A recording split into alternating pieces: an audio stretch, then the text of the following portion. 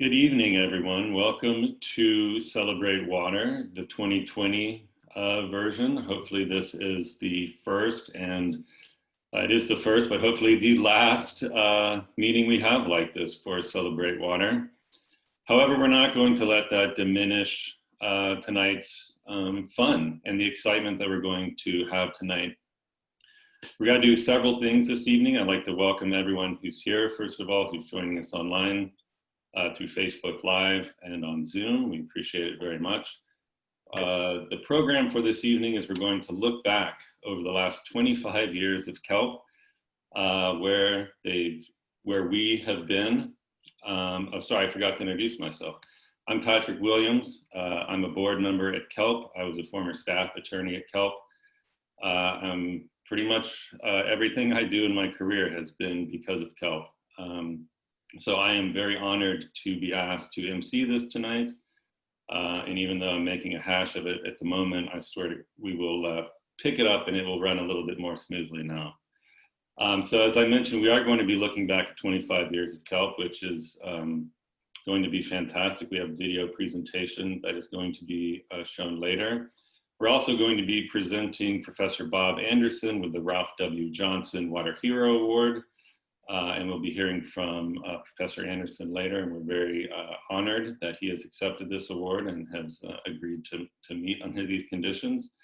And then we'll close out the night with our guest speaker, Dr. Gary Morishima, discussing the removal of the Chehalis River Dam, which will sort of bring us back up to the present where kelp is now. I would like to once again take a moment to thank all of our supporters. We will be calling out our supporters, mostly our tribal and other big name sponsors throughout the evening, but that gives us an opportunity now to discuss another reason we're here, which is to fundraise. I understand that fundraising during this time is very difficult. Everyone is sort of feeling the pinch, but if everyone's here and is paying attention to the water resources around the state, knows that kelp is invaluable to doing that work. And so we know that because you're here, you're interested. And if you're still interested by the end, please go ahead and donate. It's very easy to do so. Please go to our website, www.celp.org. And there is a green donate now button. So go ahead and click that, and it's pretty self-explanatory after that.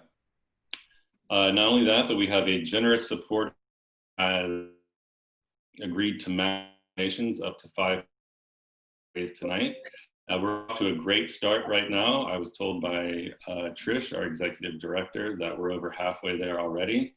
So it'd be great to knock that goal out early. So let's go ahead and click that green button. I'd also like to take a moment now to introduce the Tulalip Tribes as our presenting sponsor for the evening. We're very thankful for their partnership. And I'd like to now introduce the Tulalip Tribe presenting sponsor, Vice Chair Glenn Gobin. So I will turn it over to him for a moment. Well, good evening. I wanted to say it's good to see some familiar faces there that I haven't seen in a while, and everybody not wearing a mask. That's good. And we'll be able to hear everybody clearly. First off, it's our honor to be the presenting sponsor here tonight on the 25th anniversary of the Center for Environmental Law and Policy. Oftentimes we get lost in using the abbreviated format and use the acronym. And I think it's important that we understand the full meaning and what that means to us and what it's meant for the last 25 years since its formation. All of you that have been part of that, it may have started out as a possible job, or it may have been something that you just started working in or were tasked to do. But it's evident that after 25 years, the people involved believed in what they're doing, believed in the work that was done. They wanted something different for their future, or something to sustain into the future for the next generations. And that's what's so important. I've grown up being a lifetime fisherman on the water, as my father was, as my grandfather was, and generations before that. And it's kind of a scary thought today that we have to have an organization that fights to protect water. that it remains flowing, that it's always going to be there, that it has time to recharge the aquifers, that it's going to be clean enough for us all to drink without getting sick just because we're drinking it. You know, the cancer rate, who would have thought by drinking water you're going to have an increased cancer rate now? And it's a scary thought as we go forward. But we have to keep the fight up, keep going forward in a positive way that ensures that the next generations, the next grandchildren's, the next great-grandchildren's can enjoy the way of life that each and every one of us have enjoyed, and enjoy the value.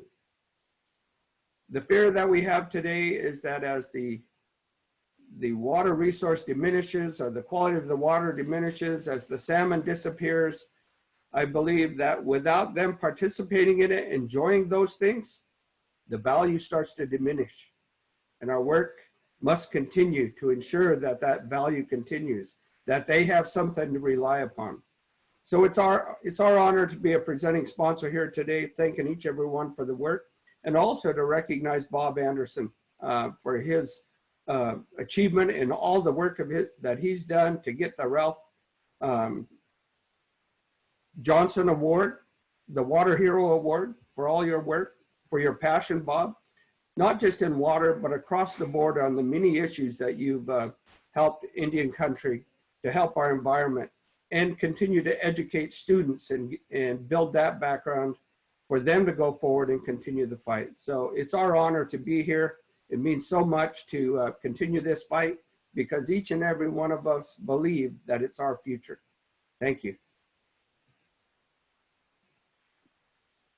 Thank you very much, Vice Chairman Goman. I appreciate your kind words about kelp and about Professor Anderson. I think they're all very well received. I think that's very true.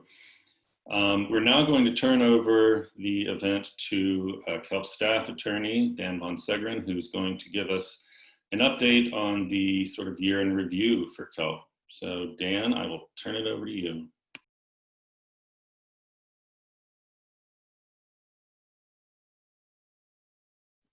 Great, thank you, Patrick. So in keeping with the observation of 25 years of kelp, I want to talk about a couple of matters we've been working on for a long time. In fact, both of them have been subjects for kelp's work longer than I've been at kelp, which is 5 years now, which is hard to believe, but it has been 5 years. The first of these is the Enlow Dam on the Similkameen River over in eastern Washington. And that's been, again, kelp's been involved in this struggle for quite a while.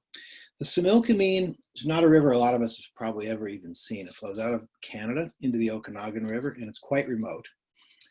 But the fact that it's remote means it's in pretty good shape, and it contains about 100 miles of good fish habitat, but it's blocked. Enlow Dam was put in the 20s. It's sitting near the river mouth, hasn't generated power in 60 years. And been a long-running struggle to get it taken out. The PUD that owns the dam has been trying to get permission to get a project going to re-energize it, which would, of course, have sealed the fate of the river. And that power would be very expensive. It's not needed. It doesn't even make sense as a power project, let alone an environmental project. And kelp's been fighting that quite a while. We've brought cases appealing the water right for the project. We've appealed the Clean Water Act certification for the project. There've been a number of other angles in the legal fight there. And I can report to you that as of this year, it looks like the power proposal is finished and the dam is done being a hydro project. And the PUD finally realized how costly this was going to be. It's not a good deal for its ratepayers, and the hydro license has formally been canceled. And I don't think that would have happened without opposition from kelp and our partners on the ground over there. And, you know, again, that's made possible by all of you who support our work. And, you know, these things are tough. It's a long fight. So the next task there is to figure out how we're going to get that dam taken out. How do we reopen the river, get the salmon and steelhead going back upstream on the Similkameen, and really open up this beautiful river to be the wild flowing stream it should be. That's to be decided. We are working with the local interests there, and we'll be supporting them in any way we can. It looks like it's going to be more productive. But I'm pretty optimistic at this point that river is going to be restored to what it should be. And other long-running battle I want to talk about is kelp's work on the Spokane River. And I know there's some people from the Spokane area here on the call, and you know why the Spokane's important. It's a fantastic resource for the area. I don't know anybody else who's got a great whitewater river running right through downtown, right through where you live and work. It supports fishing and hiking and a lot of other recreational uses. And also I'd note that if salmon ever get reintroduced above Grand Coulee, the Spokane is a potential habitat for them. Now, like the other rivers in the state, it's under a lot of pressure from people who want water. And it's a hotspot for pollution. So kelp has had a long-running case dealing with the in-stream flow for the river. And an in-stream flow is like a water right for the river. It protects water in the river. And ecology adopted a flow there in 2015, which really wasn't adequate. Didn't consider kayaking, rafting, recreation, aesthetic uses, and so on. And we challenged that rule in 2016. We fought that all the way up through the courts. And this one didn't go our way in the end. Just this last month, the state Supreme Court ruled that that in-stream flow could stand. We don't agree with that ruling. We gave it everything we could. And I just want to say I'm really grateful for the support we had from the Spokane community, all you supporters, and in particular the whitewater community and the recreation community in Spokane, who were a great help to me. We put the state on notice there, though. If they don't protect a river, we're at least going to call them out on it. They have to know somebody's paying attention. We're also not finished with the Spokane. We're working on the issue of PCB contamination. That's a huge problem on that river. PCBs, of course, are very long-lived pollutants in the environment. They cause cancers, reproductive harms, a number of other things, and the levels are just too high. Now, this has been going on for decades. There's no real limits on those pollutants. The state's obligated to set those limits, and they haven't done it. And when the state doesn't do it, EPA is supposed to do it, and they haven't done it either. We're in court as I speak right now, and we're represented by our sponsors, Smith and Lowney, in that case, asking the court to order that those limits actually be set. And we are hoping we can put an extra measure of protection on that river. And then the last thing I wanted to say, we're here, of course, to honor Professor Anderson tonight. And I just wanted to say a few personal words. Professor Anderson, of course, is a water lawyer, tribal law expert. He's a professor here at the UW and at Harvard. I wouldn't be here talking to you without him tonight. I was fortunate to be his student both in water law and in Indian law, and that was really the beginning of my involvement in this field. I'd also note that my law school graduating class was the first that had to face Indian law on the bar exam. And the difference between those of us who'd been Bob's students in the review course and those who hadn't been his students was striking. And I gotta say, it was great preparation. And thank you. Anyone who knows you as a teacher knows you're fantastic. I just wanted to say thank you for that. And I guess I'll exercise my privilege and be the first to say congratulations and thank you. And I'll turn it back over to Patrick. That was great. Thank you, Dan. Thank you for the update. And of course, we can't do the type of work that Dan has been working on without your support. So if you haven't had a chance yet, please go to the website, celp.org, and click on the Donate Now button. We'd take a moment now to highlight one of our sponsors of the evening, Kanji and Katsun's sponsorship of tonight's event. We are very grateful for their continued support. They are also proud to have Professor Anderson of counsel with their firm. And so we appreciate their continued support for what we do here at KELP. Okay, it looks like next on the agenda then is for me to turn it over to our chairman, Daryl Williams, and Daryl will introduce the 25th anniversary. Go ahead, Daryl, take it over.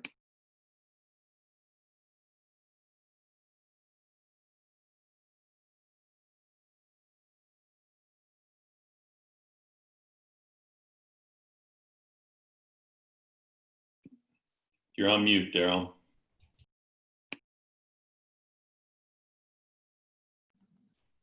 How about now? That's got it. Okay. Well, thank you. As Patrick said, I'm Daryl Williams, as the chairman of the KELP board. I've been on the KELP board for just a few years, but I've been kind of loosely connected to KELP ever since it started 25 years ago. Kelp has always had a close relationship with tribes on dealing with these water rights issues and some water quality issues, and it's been a great relationship over the years. But Kelp can't do what it does without the help of all of you. So, as with most nonprofit organizations, we do get most of our money from large foundations, but to get that foundation support, we need to show community support. And the way to show community support is from the donations we get from individuals and smaller organizations. And the support we get from all of you is what helps make getting those larger foundation donations happen. Without your support, we can't do it. And, you know, Kelp is really the main organization in this state for protecting water rights to try to keep water in the rivers. And so if we're going to keep doing it, we need your support to do that.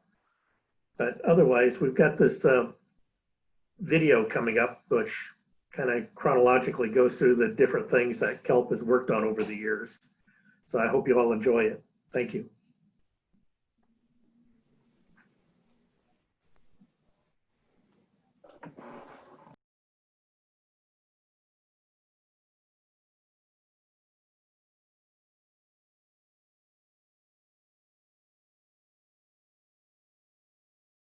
One of the best blessings of my life was to be a longtime colleague and close friend with Ralph Johnson. He was so courageous, so visionary, so fearless in the law, and so warm and giving.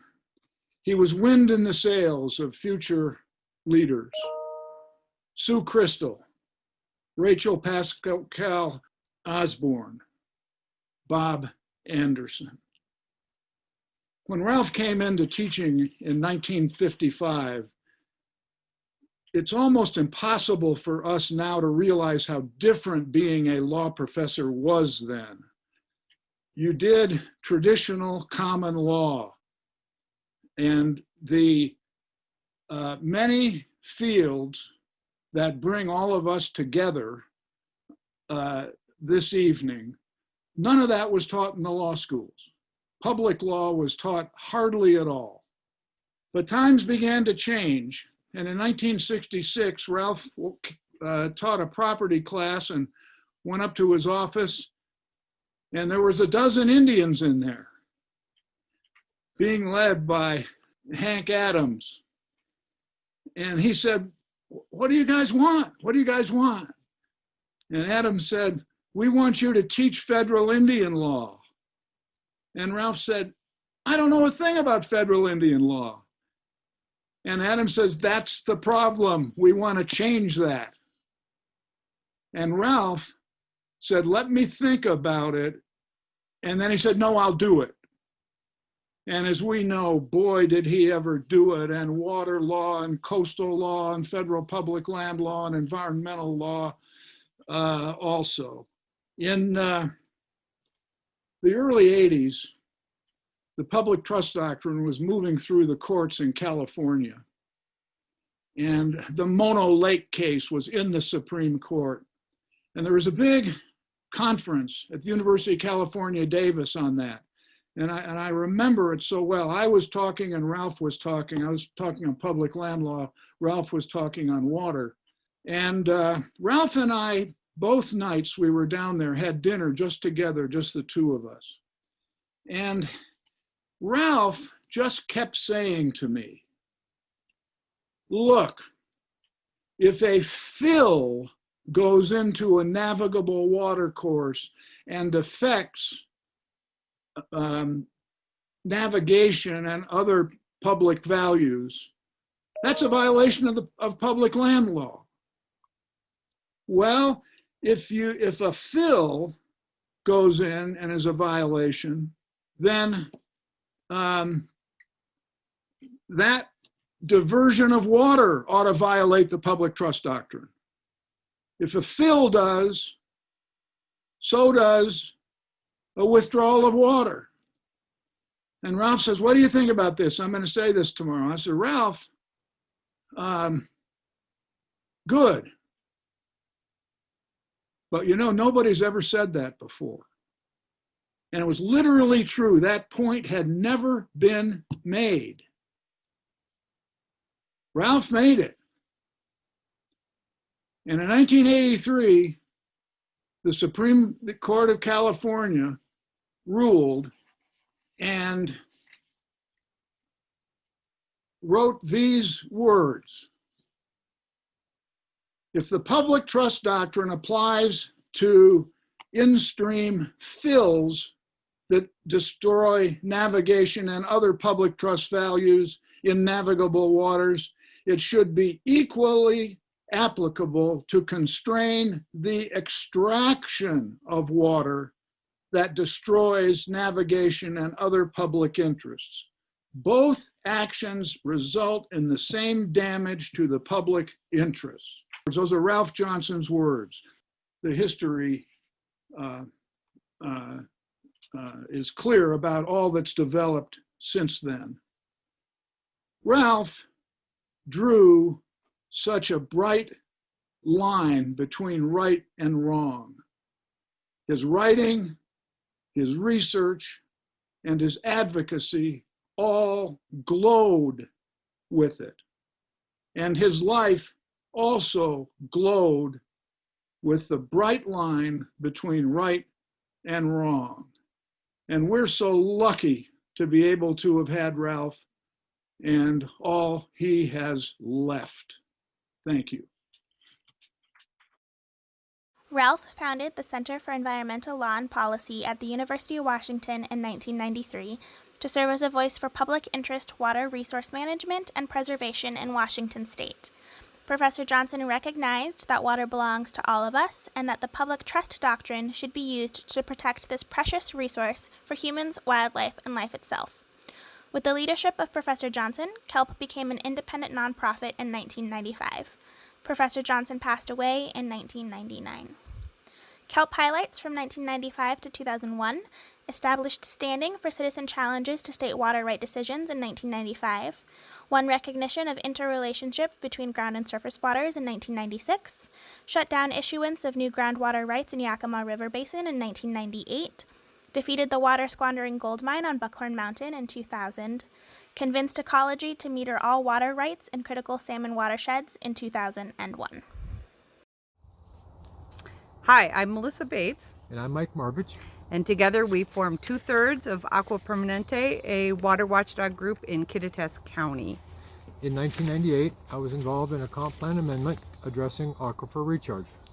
And I had read Cadillac Desert previously, and then Mike and I met through a land use group concerned about rampant growth in the 2000s.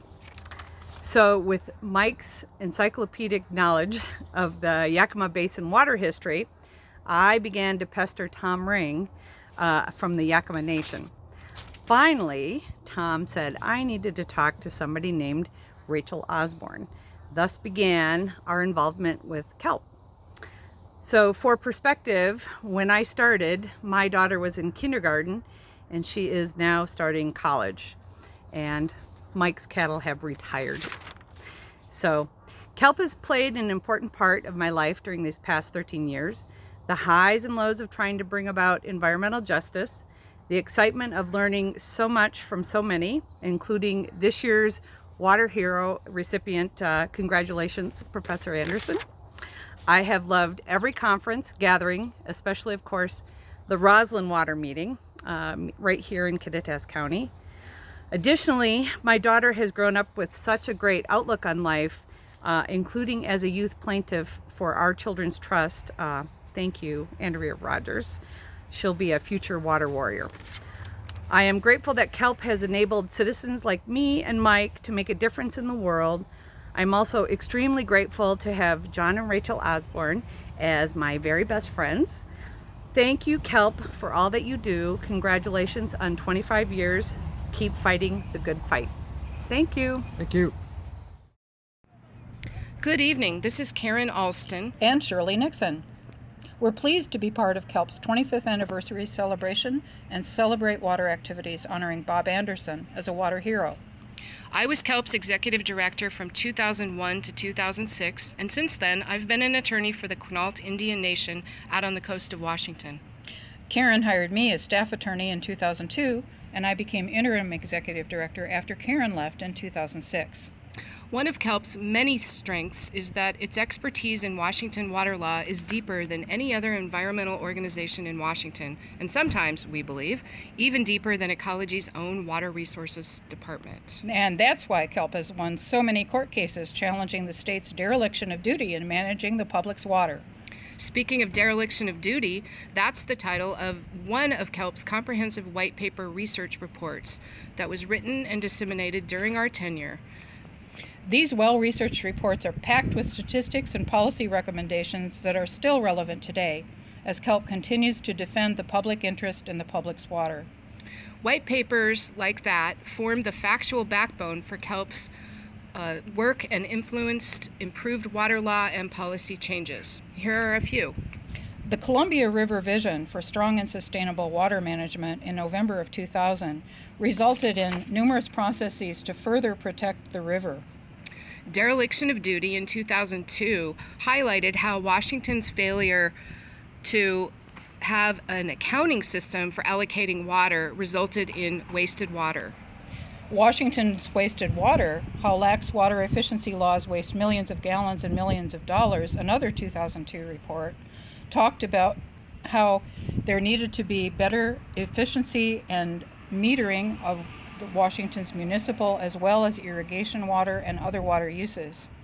It resulted in the founding of the Partnership for Water Conservation, which was a joint effort between municipal water suppliers and environmental organizations that looked at water use efficiency. Water is Worth It was a white paper published in 2005 making the case for a water management fee. We successfully used that report to lobby for a change in the water right application fee. Since 1917, it had been $10, and the legislature in 2005 increased that to $50 and included, for surface water diversions, a volumetric amount of fee. In researching these reports and helping win cases and legislative victories that sprang from them, KELP received priceless aid from interns, volunteers, board members, and pro bono professionals of all types. It helped to have a spacious office with many workstations and a large conference room at 2400 North 45th Street in Wallingford. Perhaps some of you remember that. It was kitty corner across from the Erotic Bakery, a landmark everyone knew that helped them find our offices. Because KELP's work during our tenure was really bolstered by all of this amazing volunteer work, we wanted to just name a few, but not all, of the people who tirelessly worked on KELP's behalf. There were Kevin Klingbeil, Kathy George, Brian Motto, Sherry Bossy, Julie Taylor, Sean Mary Helen Johnson, Oksana Bilobran, Naomi Stacy, Charlotte Stevenson, Roger Goldfinger, Michael Harris, Holly Brauckley, Jeremy Eckert. And Julie Gerard, Barbara Dote, Barbara Floyd, Betsy Dennis, Benella Caminetti, who can forget her, and Janet Nazy. We're so proud to be part of KELP's history.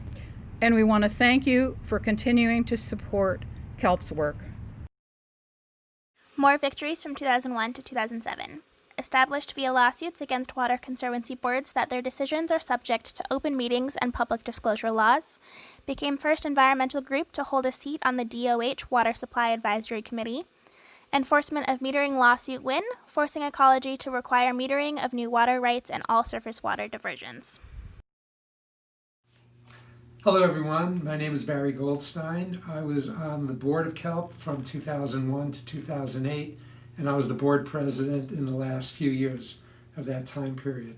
I'm thrilled that KELP is still around, that we're celebrating its 25th anniversary, and I'm really honored to be a little part of this big celebration of its great ongoing work. I'm a geologist. I teach at the University of Puget Sound, and I study landscape and climate change, and a big part of that is looking at how river systems develop and how they form. And that was part of my original connection with kelp as I got more interested in the modern day version of rivers and how we could effectively manage them. What I've liked about kelp from the very beginning is the fact that it cuts right to the issues. We hold people accountable and organizations accountable by the law, and that we try and keep an even balance, the environment and people's use of it, but we always keep the law above everything else, and that's very important to me, and I know that our work is still going on in that same vein. During the time that I was associated with kelp, we had a bunch of highs and also some lows. At the beginning, we got very deeply involved in the WIRA process. I actually had a sabbatical in the middle of that time period where I spent a fair amount of time going around to a lot of the different meetings, the different WIRAs, and I learned a lot, and I was sort of a placeholder for kelp, so I was able to act as a sort of a mini employee for that time period. Towards the end of the time period, funding started to get a little tight, and then the recession hit, but we were able to make it through, and again, I'm just thrilled that we're still in full operation. A lot of people to thank, but in particular, I want to thank Rachel and John Osborne, and of course the Johnson family. Thank you again, and let's continue for the next 25 years. My name is John Osborne. I'm a physician and conservationist. I am a former board president for KELP. I served in that capacity for 9 years, from 2007 until 2016. I want to focus on some of the wins during that 9-year period, particularly looking at the era of efforts by the Washington State Department of Ecology to build new irrigation dams in eastern Washington. In 2007, the recently created Office of Columbia River, which is the state's dam building agency, unveiled a series of new dam proposals for eastern Washington, one of the most heavily dammed areas in the world if you look at the Columbia River and the 4 Lower Snake River dams and dams on river tributaries. So kind of walking you through some of those dam proposals. Crab Creek, this was a $3 billion dam proposal that would have been built in the lower Crab Creek area, would have flooded wildlife refuges, both state and federal. This is an incredibly important place. You may have heard of the Sandhill Crane Festival that's held in Othello. There are thousands of sandhill cranes and thousands of other birds that migrate through into these habitats and protected refuges, and the dam would have flooded and drowned these refuges. The leader champion in this effort was the daughter of Aldo Leopold. Some of you may know Estella Leopold, and her leadership helped save Lower Crab Creek and helped stop that dam. And in 2008, the Bureau of Reclamation eliminated Lower Crab Creek as a dam site. I'm not sure that Washington State's Department of Ecology, their Office of Columbia River, has yet relinquished Lower Crab Creek, but certainly the U.S. Bureau of Reclamation did. Next is Shanker's Bend Dam. This was a dam proposal up on the Similkameen River, which is an international river, much of which is in Canada. It's a free-flowing river except for one cement plug at the lower end called Enload Dam. It's a century-old dam that needs to come out. The new dam, Shanker's Bend, would have flooded out a popular fishing lake called Palmer Lake. It would have flooded over a Superfund site, and it would have backed water across the international boundary into the lands of the lower Similkameen Band. This drew substantial opposition from officials in Canada, and eventually, in 2011, the Okanagan PUD abandoned the license that had been issued to it for building that dam. This was another dam proposal paid for by Washington state taxpayers, vigorously opposed by KELP, and a dam proposal that has been put back up on the shelf. Perhaps dams are like zombies. They never really die. They just go back up on the shelf until proponents find a convenient time. Finally, I want to talk about what is really perhaps the most visible victory by KELP and with Sierra Club in eastern Washington, and that's restoring water to the waterfalls in downtown Spokane. The waterfalls had been dewatered and dry for nearly a century. Vista Corporation diverted most of the river into its powerhouse. Labor Day weekend, you could drop down into the waterfall area. It was totally quiet, and it smelled of dead fish. With KELP's leadership, we had an opportunity, and that was that Vista had to relicense its dam projects on the Spokane River. We used the Clean Water Act and the 401 certification process to protect the aesthetic values of Spokane Falls, and through that, restored the waterfalls. So today, if you go down in the summertime and early fall to downtown Spokane, be sure to go to the waterfalls. It is a place of extraordinary beauty, and it's a place of life. The waterfalls have returned, and that's the work of KELP and KELP's leadership, along with support from the community and in our work with Sierra Club's Upper Columbia River Group. More victories from 2007 to 2016 helped win recognition of counties' responsibilities to protect in-stream flows and existing water rights in issuing building permits in 2011, defeated legislation that would have allowed new wells to suck dry environmental flows in rivers throughout western Washington in 2012, required Spokane County's new wastewater treatment plant to limit new discharges of PCBs into the Spokane River in 2013, organized an international alliance to support modernizing the Columbia River Treaty between the U.S. and Canada in 2014. Hi, I'm Larry Wasserman, and it's my great pleasure to be able to acknowledge the work that KELP's done over the last 25 years in protecting water quality and water quantity in Washington State. I was fortunate enough to start working with Rachel in the mid-90s on these water issues, and clearly KELP would not be what it is today without the hard work, diligence, perseverance, and just stick-to-itiveness that Rachel's brought to the organization over these last decades. The thing that is most overwhelming about KELP is its consistency over the last 25 years.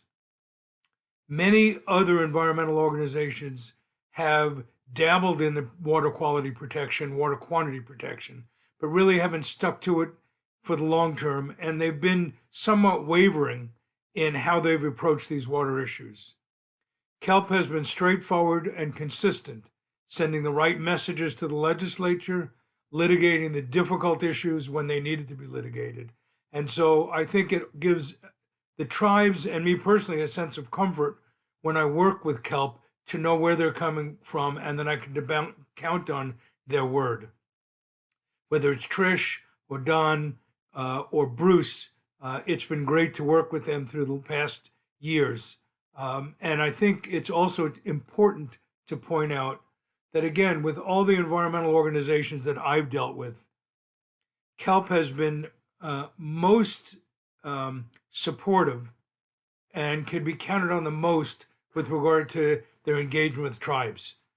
No other organization has reached out to the tribes, worked so closely with us, and I think that's important because it shows us who our allies and friends are, and that it's not just ephemeral switching from issue to issue.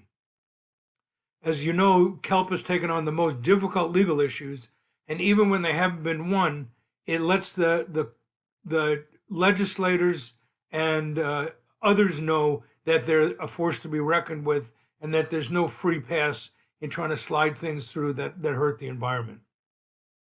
I guess to me, the issue that's been most in the front in working with kelp over the last 20 years has been the groundwater issues. They've been in the forefront of that, whether it's in Ellensburg, here in the Skagit, and around the state. And so I think Washington State is a better place for kelp's 25 years of engagement. I hope they'll be here for another 25 years, and it's really been my pleasure and honor to work with them. Good luck, and look forward to working with you more in the future.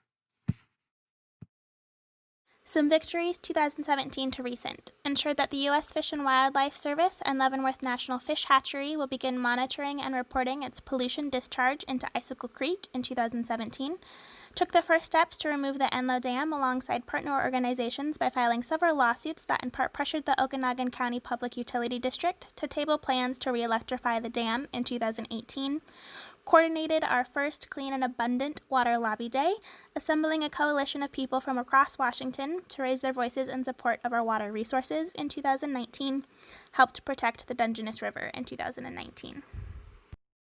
So why do we need kelp? Well, first of all, water law and related processes are complicated, and water law in particular is arcane. For advocates of rivers and aquifers, the cards are often stacked against us. The rewards within the system favor taking water out of stream. Water is life. Water is also political currency. And the Department of Ecology is funded to exploit waters of the state, resulting in overallocation of the state's waters, and the result is ultimately dewatering rivers and drinking water aquifers. The Attorney General and the Attorney General's staff and resources fully back the Department of Ecology. And when we challenge the state in the state courts, the judges, including the state Supreme Court, give really substantial deference to the Department of Ecology. So the cards are truly stacked against advocates for the public interest and keeping water in stream. Our rivers and our streams, our drinking water aquifers, need a watchdog. They need an organization that is willing to undertake the hard-edged advocacy to keep water in stream, to keep our rivers flowing. That organization is kelp. Okay, well, thank you very much. I hope everyone can see and hear me. That is the end of the video presentation of looking back at 25 years of kelp, which I found amazing. It's so great to see everything put in one spot like that, is what kelp has accomplished over 25 years. I won't take up too much more time. I think Dr. Osborne did a great job of summarizing what you saw in those videos and why kelp is so important. I will just say one more thing before I turn it over and go on to the next section, is that it is hard. And even with victories, as you see in the legislature, they get backlash, right? So we get a win, kelp gets a win in either state court or even state Supreme Court. And in the next legislative session, there are bills looking to overturn it. It is literally a nonstop fight. And we cannot do it without support. And I think some of the images you saw in that sort of show what kelp is really like. We have seen kelp's offices. When I first joined was the one that Shirley and oh my gosh, I just blanked on her name. And Karen, excuse me, we're talking about. We've always been, kelp, at least in my experience for the last 10 years or so, has always been a small organization. I like to say efficient, but as Larry Wasserman pointed out, they're very dogged and very principled and very intelligent, focused people. And they do have the right on their side. So we need your support. We need ongoing support, not just now, but in the future. So if you're not a member, go ahead and sign up and be a member. The folks over at kelp really do amazing work. So that was wonderful. Thank you. All right, I'd like to take a moment now to thank Smith & Lowney law firm. We appreciate their ongoing support. We'd also like to thank the Quinault Nation for your support. Sorry, Karen, for blanking on your name earlier. Somehow this is more nerve-wracking to me than actually appearing in court or trying to help my daughter with her Japanese online schooling, but we'll get through it. So thank you, Karen and the Quinault Nation, for your support. Trish, do you have an update? Where are we in our goal of getting the $5,000 match? Do you have an update for us? I do. We're now at $3,100.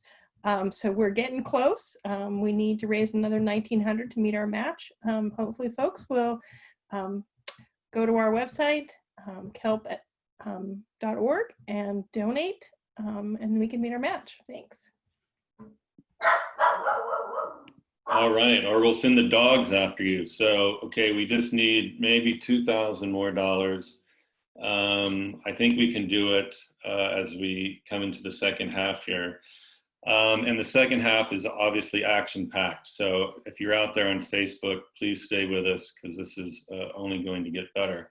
I would now like to take a moment to introduce Rachel Osborne. I assume everyone here knows her, but if you haven't, you may have heard some people speak about her a minute ago. She is, as far as I'm concerned, the living embodiment of kelp. I think if Ralph were here, she would probably say that Ralph was. So I think she's probably carrying on that legacy.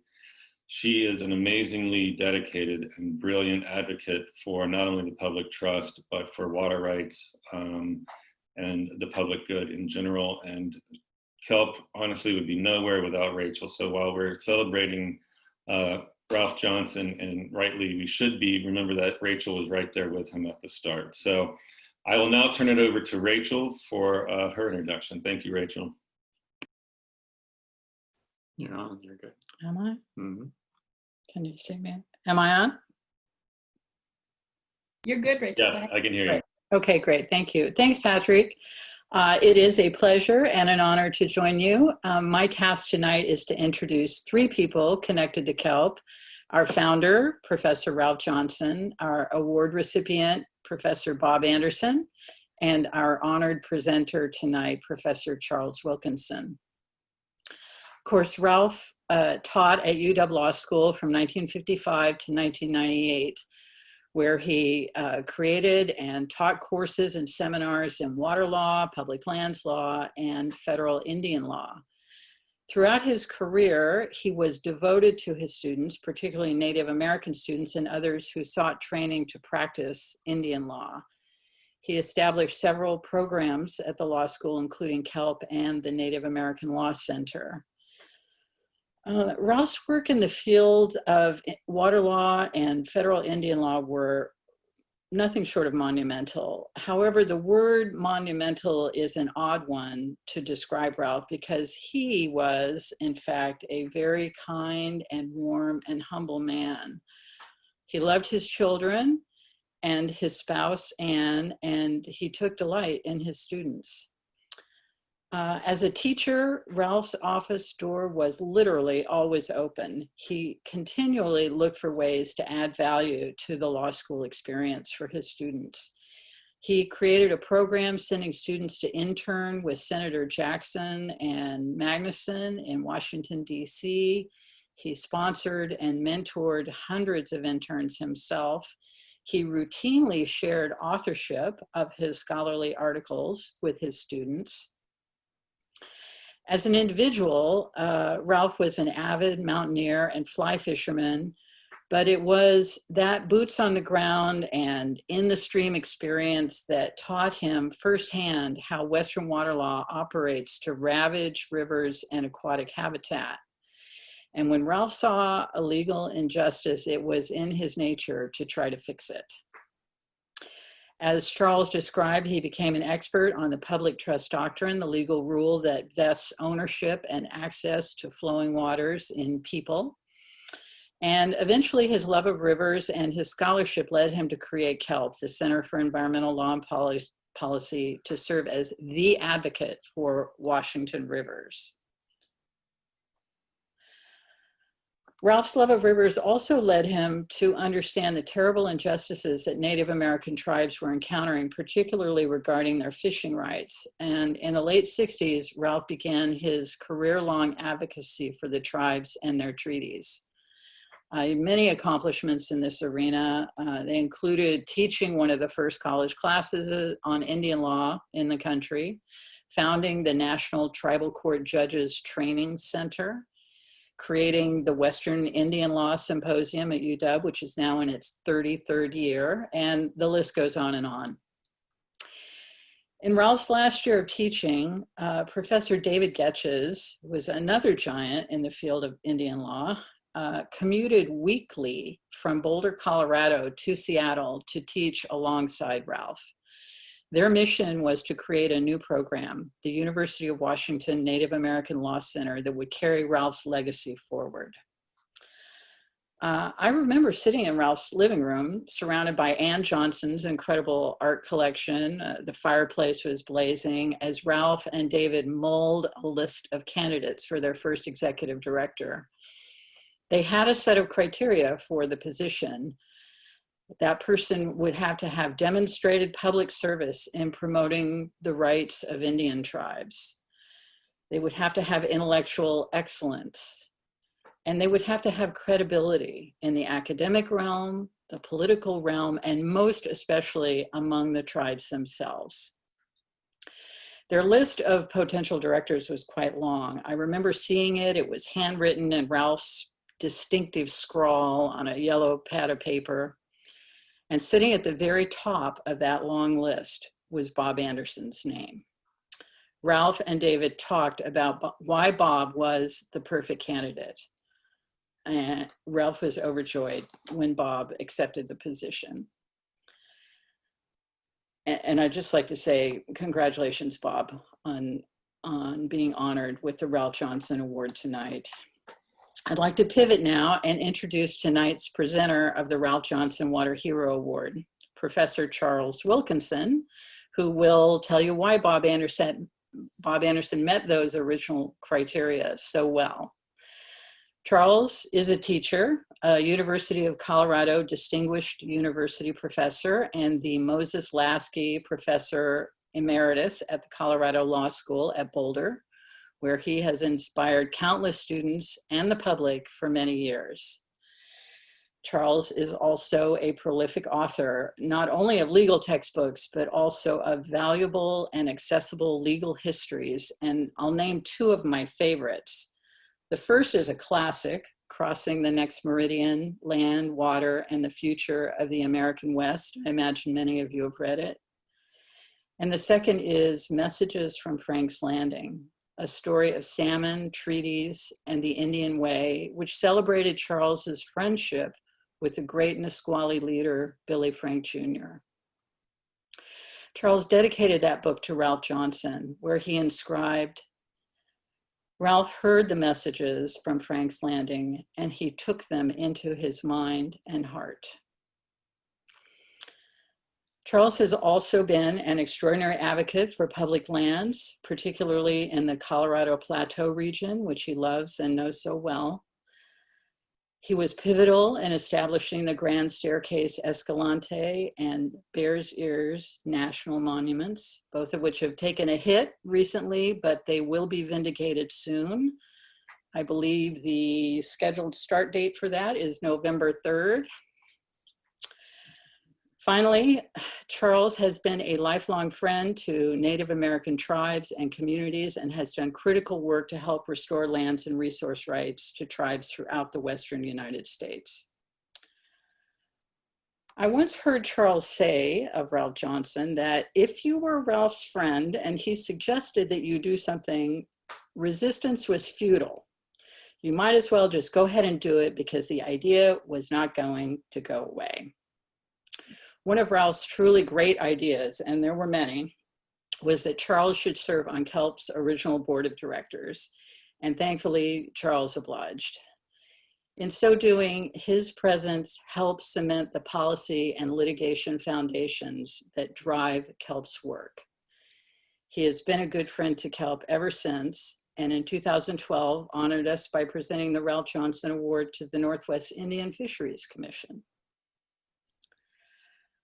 I recently ran across a 2006 speech that Charles gave that discussed Kelp's work, and his words still ring true.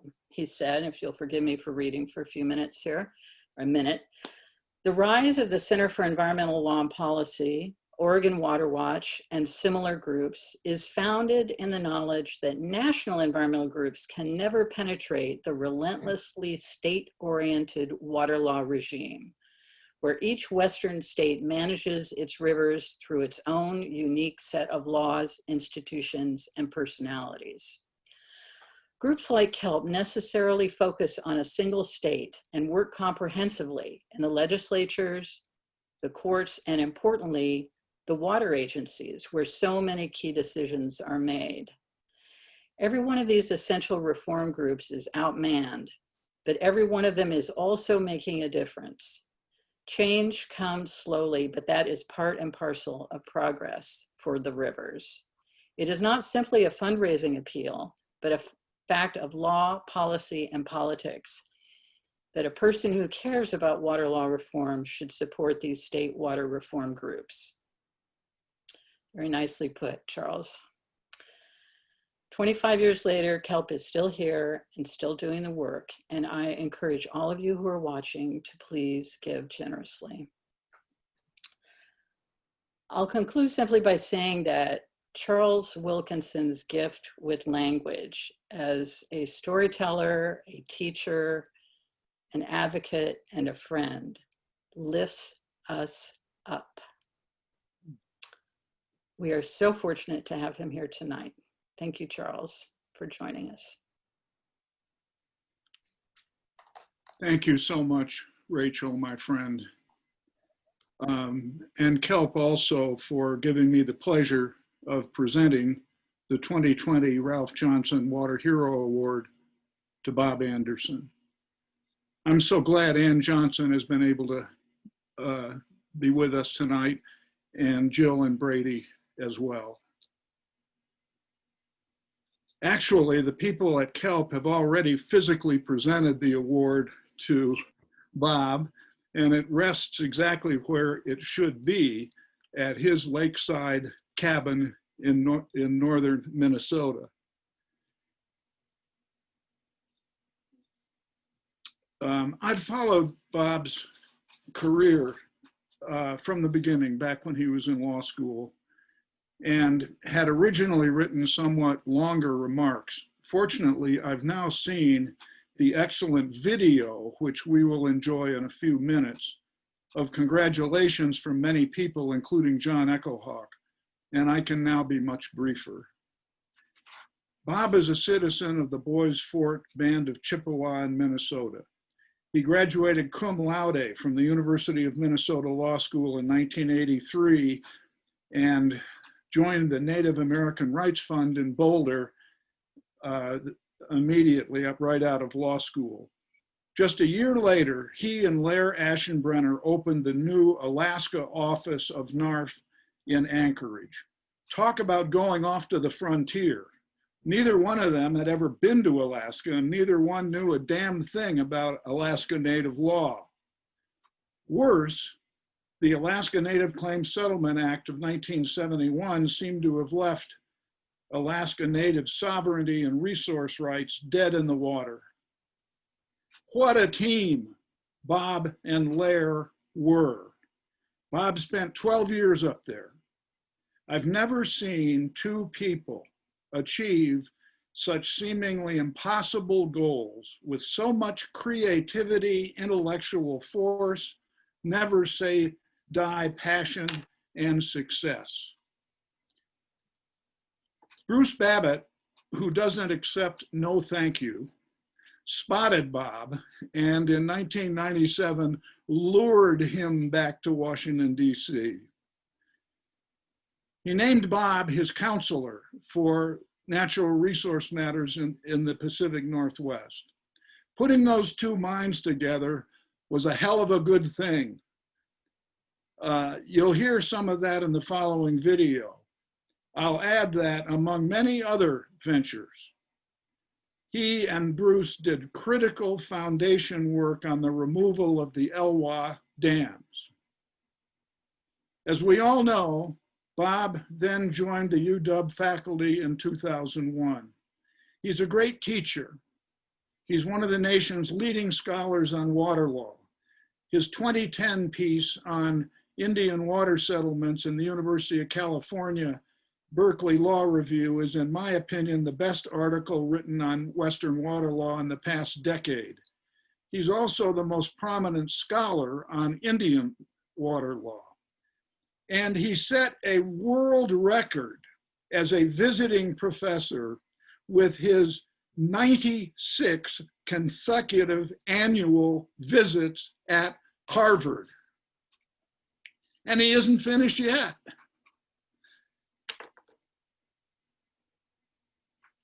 To finish off, let me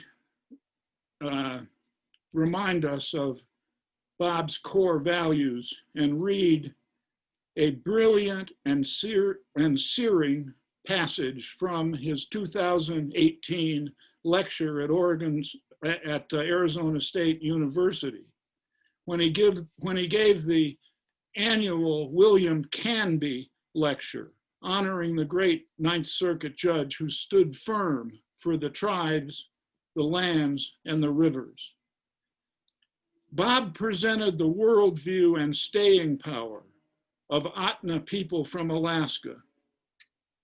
And he referred to the legendary Katie John, who gave her name to the famous series of cases that Bob started when he was an ARF attorney in Alaska and continues to work on to this day.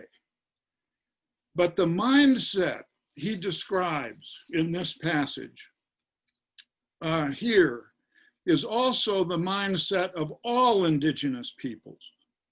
It's certainly Bob's worldview. It was Ralph Johnson's. And I suggest that everyone here will feel it also. Bob's words. This essay tells the story of the struggle by Upper Ahtna people to protect their way of life and their access to a traditional fishery in modern Alaska. Because of the perseverance of Katie John and the larger Alaska Native community, their right to fish at a traditional fishing site survives. The rich history, culture, and modern activism of the Ahtna people motivated the litigation to protect an important legal fishery, and along with it, the subsistence rights of all rural Alaska natives. This is a story that will never end, for population pressures, commercial fishing interests, government indifference, and hostility forever have the potential to diminish or undermine long-standing rights. He concluded this: progress is unlikely in the current political climate, but the one certainty is that the Alaska Native community will never surrender in the battle to restore and protect their Aboriginal rights to hunt, fish, and gather wild, renewable resources. Thank you, Bob, for that. And the great thing is that Bob, who is technically retired, is still a young man. There's a lot of heroism ahead. Thank you.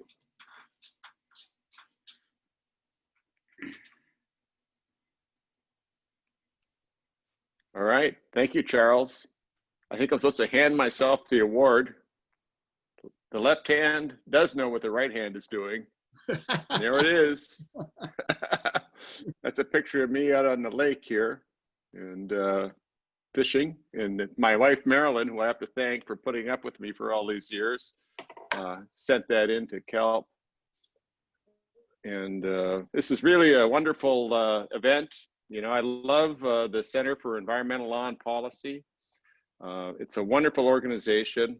I met Ralph Johnson when I was in Alaska in about 1985 and called him for some advice. And he called me right back and gave me tremendous advice. He came up to Alaska and helped me and Lair in that office up there, and it was tremendous. But it's I'm overwhelmed with gratitude for everybody, for Charles, for Rachel, for Dan, my former student, and he was a good student. And all that people have said. To Layla, I've worked a lot with you guys up there on different things, and with many, many other tribes. Larry Wasserman has come to my conference. The lawyers at Kanji and Katzen, which I'm part of, help me out all the time on things. And I've got a new water rights case going in California, which is really complicated, which we water lawyers love. And I appreciate when Rachel and Charles were talking about the complications of state water law. And I was teaching at Colorado this spring, and I had never really understood completely the Colorado River water law. And this is how state oriented this stuff is. And I thought, God, I got to teach it. I'm at the University of Colorado. And so I started reading all these articles, and the more articles I read by Charles and David Getchus and all these practitioners, I just kept getting confused. And Marilyn said, all right, you're teaching water law. I'm going away for a couple of weeks back to Seattle so you can try to sort it out in your mind.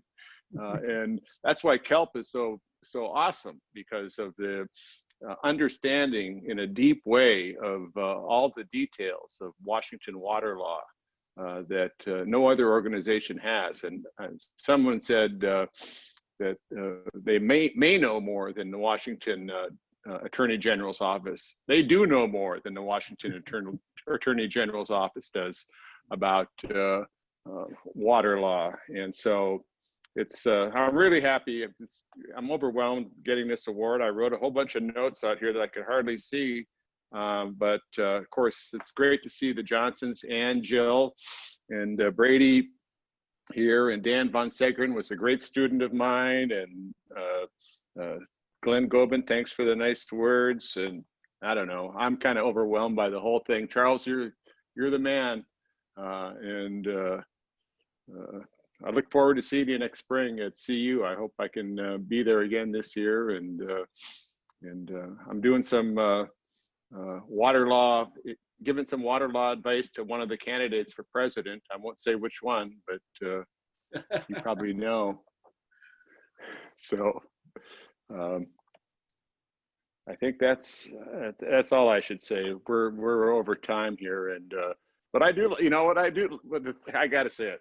The thing I tell the students about working in water law is that you get to meet people like Larry Wasserman, Tom Ring, and and to be a water lawyer, you got to go out on the river. You got to go on the water. And, John Sled and Phil Katzen are doing the culverts case. They're out there looking at culverts. You're trying to figure it out. They're going out with tribal members, tribal staff. And, it's just, it's phenomenal. It's not a job. It's a way of living. And that's what I tell these students, that they say, if you want to make money, go ahead. But if you want to have a happy life, do water law, do Indian law. That's the way to do it. That's the way to do it. Thank you very much.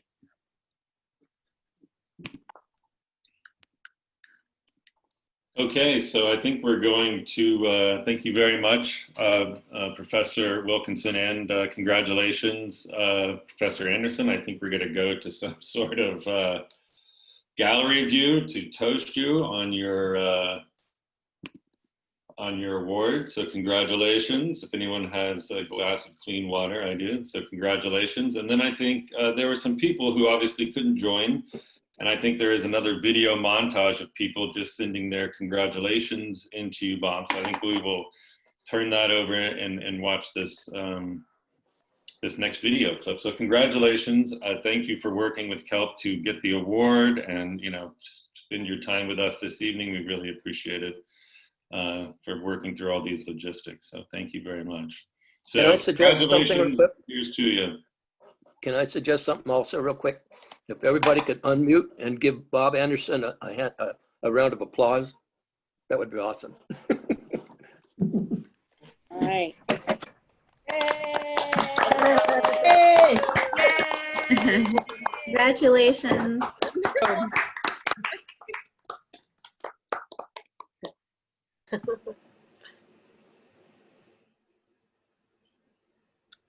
So Kayla, do we have a video compilation coming up now? Here we go. I am Mario Barnes, the Tony Rimby Dean of the University of Washington School of Law, and it is an honor and a privilege to be able to congratulate Professor Emeritus Robert Anderson on his selection for the Center for Environmental Law and Policy's Ralph W. Johnson Water Hero Award. Professor Anderson embodies hero in every sense of the word. He is a tremendous teacher and scholar in the areas of American Indian law, natural resource law, and property. He is a wonderful ambassador for the University and Law School, and the relationships he has cultivated with practicing members of the environmental law community and with tribal communities. He has been a great mentor and guiding force in the lives of colleagues and a generation of students, especially members of the Native American Law Student Association. We have benefited so tremendously from having Professor Anderson as our colleague in his directorship of the Native American Law Center and in his amazing ability to always bring great sensibility and a calming spirit to any situation. It is sad that he has now decided to move to the next phase of his career by moving to emeritus status. We will certainly miss him immensely, but we are happy to have this occasion to join in the celebration of his talents, his skills, of his deep commitments and values on behalf of protecting both the environment and Indigenous rights. So congratulations to the Center for Environmental Law and Policy on its 25th anniversary. Congratulations to Professor Emeritus Anderson on his selection for this award for which he is so richly deserving. A message from Eric Eberhard, Affiliate Assistant Professor at the University of Washington School of Law. Bob, it has been about 35 years now since we first started to work together. In those days, it was the amendments to ANSCA, and in the years since, it has involved almost every aspect of what we call Indian law, even though it involves almost every area of the law. I cannot tell you enough how much I admire you and the depth and breadth of your work. We all benefit from your work. Your contributions to this area of the law are enormous. They reflect your intelligence, discipline, and genuine care for Native people and your colleagues. You raised the bar on scholarship and excellence in advocacy at UW and across the nation. We miss you at UW, but I know that you are not done causing good trouble, so I'm looking forward to doing more work with you in the years ahead. Stay well. Hi, Bob. Just wanted to take a minute to say thank you for everything that you've done for UW Law, for the Tribal Defense Clinic in particular. We could not have done the things that we've done over the last 20 years without you. Certainly, I know that I have you to thank for the work that I get to do at Muckleshoot Tribal Court. While I don't work in environmental law, I do get to work in child welfare, and I can certainly attest that healthy communities make for healthy environments. I thank you so much for the opportunity to do the work that I get to do. I'm grateful for everything that you've done in building the clinic, certainly in advocating for me professionally. I'm so sad that you're going to be leaving or that you have left. You are already missed, and so excited to be cheering you on in the future. Please don't be a stranger. We look forward to when COVID's over and we get to see you again in person. Until then, thank you. You're the best. A message from Brenda Williams, co-director of the Tribal Court Public Defense Clinic at the University of Washington School of Law. Congratulations, Bob, on receiving the Ralph W. Johnson Water Hero Award. Your steady, unending commitment to ensuring that law protects tribal sovereignty and tribal interests in natural resources for generations to come serves as an example to each and every one of us. Students and alumni of UW Law were in the fortunate position to learn from you year after year. Your dedication is forever appreciated. This recognition is well deserved. Hi Bob, greetings from Swinomish and congratulations. Somewhere between PowerPoint slides about birds and stories of family property line disputes, your classes set me on the path to working in tribal law, and I'm glad they did. At Swinomish, just under half of our legal department is composed of your former students, so your impact on our work and our tribe speaks for itself. Thank you again, and good luck on those quarantine woodworking projects. Well, I guess I can take this mask off. I am so delighted to join this celebration of Bob Anderson. For me, he's a hero, and for all the hundreds of students he's taught here at Harvard Law School, he is a hero. You know, Bob is the equivalent of the hat trick from environmental academic. He is a spectacular teacher and mentor to law students, both during the formal classroom time and outside of class. Bob is also a quintessential path-breaking scholar, both in natural resources law and Indian law. And of course, Bob is the consummate public servant. He's dedicated himself to public service at very different levels, including the federal government at the Department of the Interior. And I can say it makes me very happy if Bob has another chance soon to help this country restore itself and its natural resource law policies to where they should be. So Bob, congratulations. Delighted that I was asked, given this opportunity to provide a video. Take care. It's been wonderful, and I look forward to many more years working with you. Bye-bye. My name is John Echohawk. I'm a citizen of the Pawnee Nation of Oklahoma, and I'm the executive director of the Native American Rights Fund in Boulder, Colorado. I'm an attorney and have been executive director of this organization since 1977. We are the National Indian Legal Defense Fund, and representing tribes and organizations, individuals across the country with major federal Indian law issues. We were so fortunate to have Bob Anderson to be one of our staff attorneys for about a dozen years back in the 80s into the 90s. And Bob did a really, really great job for us. And he is very deserving of this Ralph Johnson Water Heroes Award that he's being given today. He's an expert on all of the Indian law issues. He also spent time in Washington, D.C. with the Clinton administration, helping Native Americans with their legal issues back then, and did a great job. And of course, teaching at the Washington Law School for all of these years too. And one of those specialties, of course, has been his Indian law course. He's an expert in Indian law. We've always used him in our symposiums on federal Indian reserve water rights that we have with the Western States Water Council, and Bob's attended many times, and we have him do the overview of federal reserved water rights under the Winters Doctrine, coming from that case in 1908 that established the reserve rights of tribes for water for present and future uses. And Bob's just an expert on those issues and many others, and is just very deserving of this Ralph Johnson Award, because Ralph was an expert in all these Indian law issues, including water rights. We remember ourselves working with Ralph Johnson back in the 70s on a major treaty case, the U.S. v. Washington fishing rights case, and so we know Ralph very well, and really see how Bob is very deserving of this Ralph Johnson Hero Award. So congratulations, Bob. I'm Skip Johnson. For many years, I was an attorney representing the Lummi tribal interests in water right issues on the Lummi Reservation. I first met Bob in about 1995 when he was working for then Secretary of the Interior, Bruce Babbitt.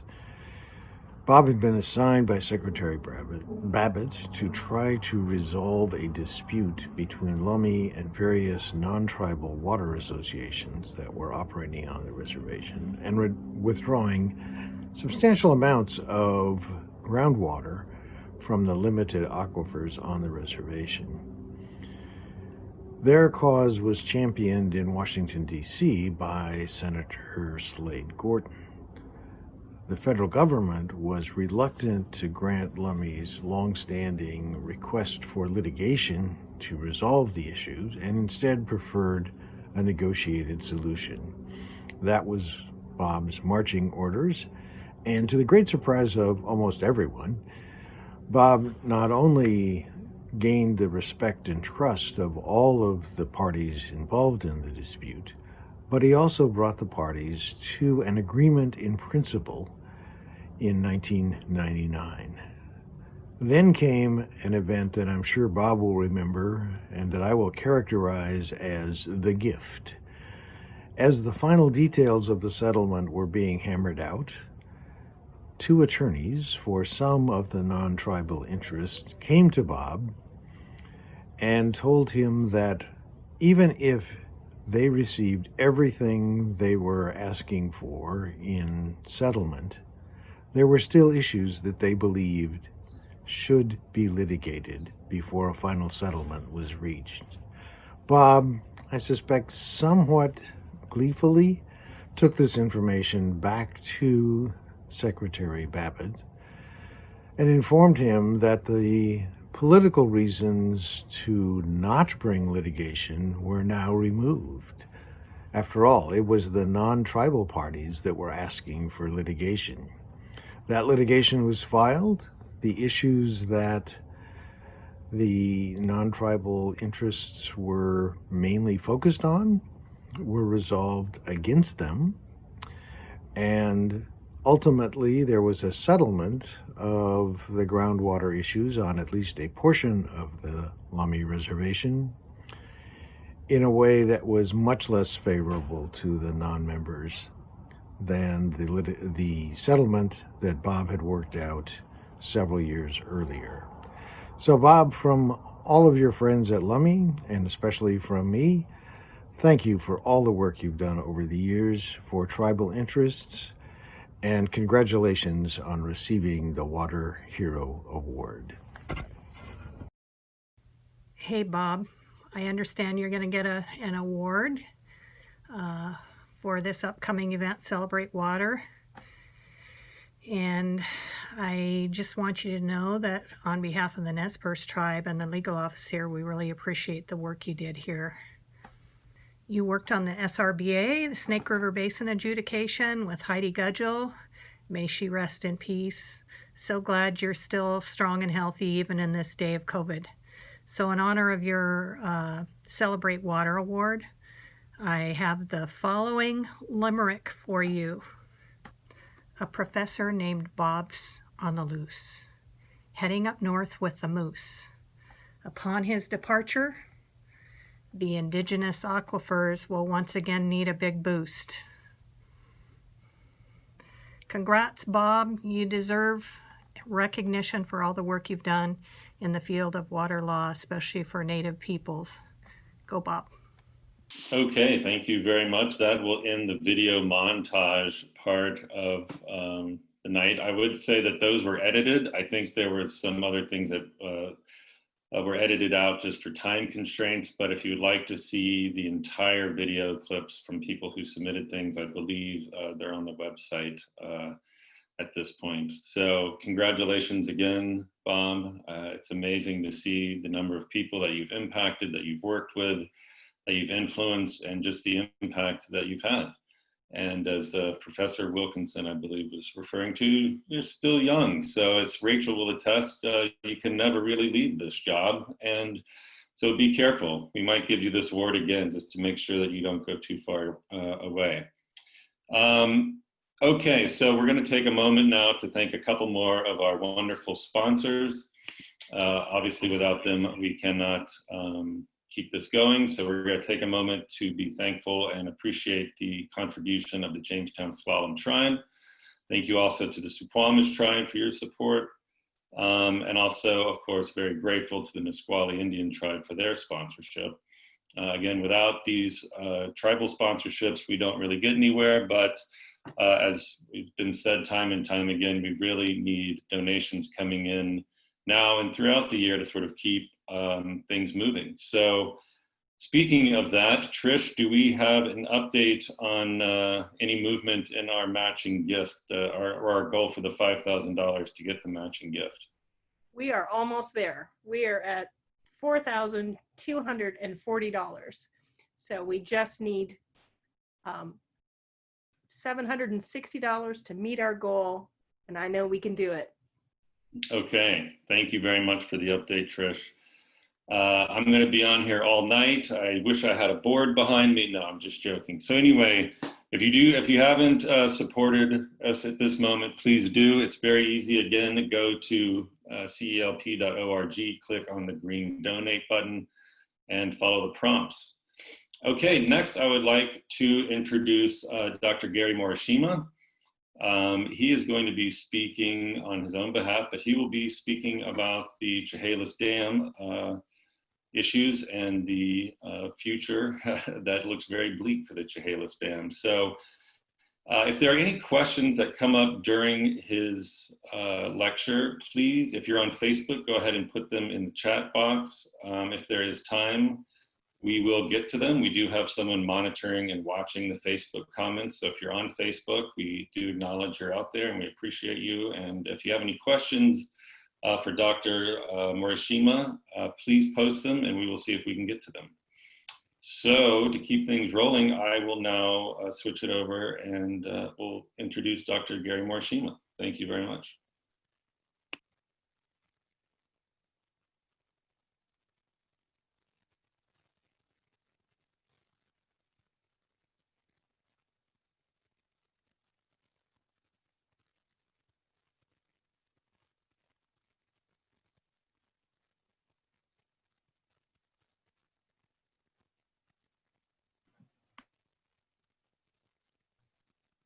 Okay, Dr. Morishima, can you hear me? I think it's ready to go. Kayla, is there a PowerPoint presentation? Gary, are you able to share your screen for your PowerPoint? Sure. Well, thank you. I'm honored to have been invited to share my personal perspective as a scientist on the Chehalis Basin Strategy and its twin goals of reducing damage from flooding and restoring aquatic species. I am a scientist with a doctorate in quantitative science and environmental management from the University of Washington. And I actually had the great fortune to have taken a class from Ralph Johnson on water law. And that perspective has been an extremely useful one throughout my career. I hope that some of my remarks today may serve as a reminder that water is an economic, social, and ecological, social, and economic integrator. It's a reminder that all things are connected, that ties together the people, life itself, and the environment into one. I'll be covering 3 topics today.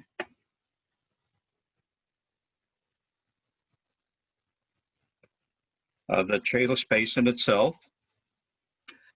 I'm going to be talking a little bit about the history of the Chehalis Basin Strategy, and finally about the SEPA environmental impact statement on the proposed flood damage reduction project. The Chehalis Basin itself is the second largest watershed in the state of Washington. It covers roughly 2,700 square miles, has 3,400 miles of perennial streams. The main land use in the basin is forestry and agriculture. Main cities that lie within the basin include Aberdeen, Hoquiam, and Chehalis and Centralia. There are three main highways that traverse the basin, I-5, Highway 101, and SR-8. The Chehalis Basin has a history of flooding, a long history. There have been dozens of major floods since Washington gained statehood in 1889. But floods are natural riverine processes that affect and support important environmental functions. And a lot of the damage that's been caused, or all of the damage that's been caused, has been due to human development that has really placed lives and property at risk. The causes for the flooding are geophysical, characteristics of the basin itself, and anthropogenic, that have their impacts on both the natural and human environments. Those anthropogenic forces are a result of local, national, and global influences. The physical features, the location of the Chehalis Basin. It is in the Pacific coastal lowland area surrounded by hills, low elevation, broad and flat. The soils are underlain by impervious clay. Precipitation occurs predominantly by rain, very minimal snowpack, and it's highly variable in the different parts of the basin. The Chehalis River channel itself is narrow and deep in the uplands, and downstream, the Chehalis River bed becomes much shallower. And then during floods, the water is forced over the banks and onto the farmland and residential areas. There are bottlenecks in the Chehalis Basin that lead to flooding of certain areas. An area right around the cities of Chehalis and Centralia. There are gravel buildups from materials that have been dumped at the Chehalis River in the same vicinity. In December of 2007, there was a historic flood in the Chehalis Basin.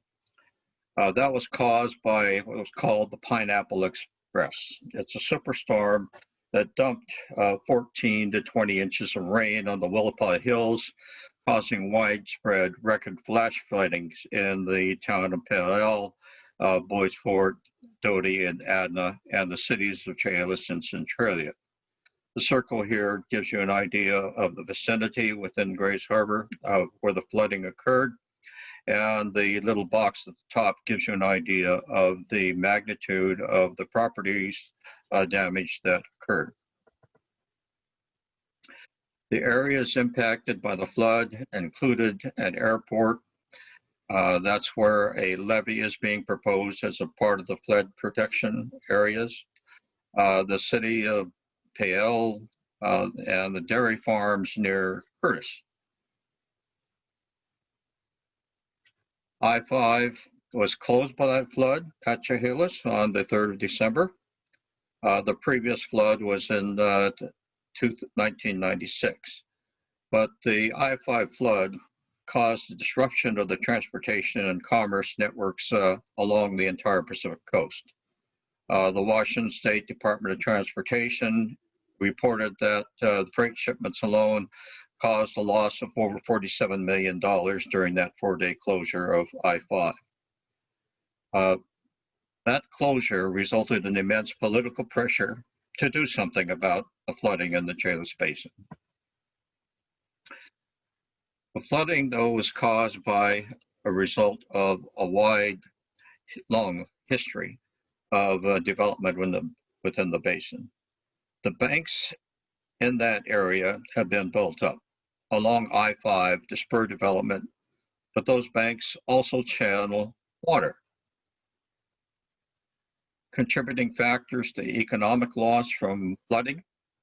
Well, between 1996 and the 2007 floods, Lewis County granted more than 100 permits for development in the floodplain. And about 80% of the cities of Chehalis and Centralia lies within that floodplain. There were other anthropogenic factors that contributed to the 2007 flood. The rain was concentrated in a very small area of the Willapa Hills. And the Chehalis Basin configuration, as I mentioned before, caused a bottleneck. But there are also logging that occurred in that area, an immense amount of logging, about 200,000 acres of the Chehalis watershed, about 14% of the forest land was actually logged in the 5 years or so previous to the flood. Slope failures and the accumulation of logging debris contributed to that flood. There are also the national and global factors that contributed to the current and future losses from flooding. Some of those losses are due to environmental regulations, the Federal Emergency Management Agency, the insurance provisions, enforcement of things like the Clean Water Act and NEPA, and of course we're looking at rollbacks of more than 100 environmental rollbacks during the last 4 years. The area is also affected by global climate change that has affected precipitation patterns from alteration of both the atmospheric and oceanic currents. Those changes in the environment have resulted in increased frequencies and intensities of the storms, higher temperatures and lower summer flows, more extreme events to contend with, and a major alteration of estuaries and ocean corridors. The ecological conditions within the basin support multiple species and runs of salmon. These are diverse, complex environmental conditions that are created within the watershed and enable the production of substantial quantities of salmon to support tribal, commercial, and sport fishing activities. The Chehalis Basin salmon are in trouble from anthropogenic forces that have taken their toll over time. You can see on the left-hand side the substantial reduction in production of coho salmon, fall chinook, spring chinook, steelhead. Coho is now roughly 20% of the historic levels of fall chinook, about 47%, spring chinook 30%, and steelhead about 50% of historic levels.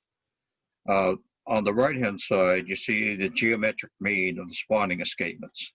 And of particular concern there is that some of those populations have become so small that their future viability is now in question. So the combination of flood damage and deterioration of the natural resources, the aquatic resources within the basin, spurred the development of something called the Chehalis Basin Strategy. In 2012, a governor's work group was formed to try to come up with an approach to address the problem of flooding and aquatic species. And in 2014, the Chehalis Basin Strategy was adopted with its twin goals of reducing flood damage and restoring aquatic species. In 2016, a programmatic EIS was issued that laid out the groundwork for the Chehalis Basin Strategy. In 2019, the state legislature established the Office of the Chehalis Basin and appointed the Chehalis Basin Board.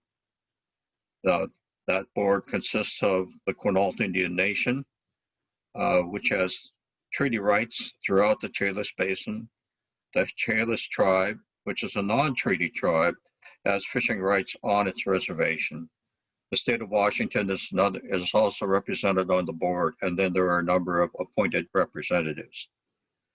To guide the development of the Aquatic Species Restoration Plan, a steering committee has been formed, and Quinault has a representative on the steering committee. That representative is named Bingaman, who's the director of the Quinault Division of Natural Resources. The Quinault representative on the Chehalis Basin Board is Tyson Johnston, who is the vice president of the Quinault Indian Nation.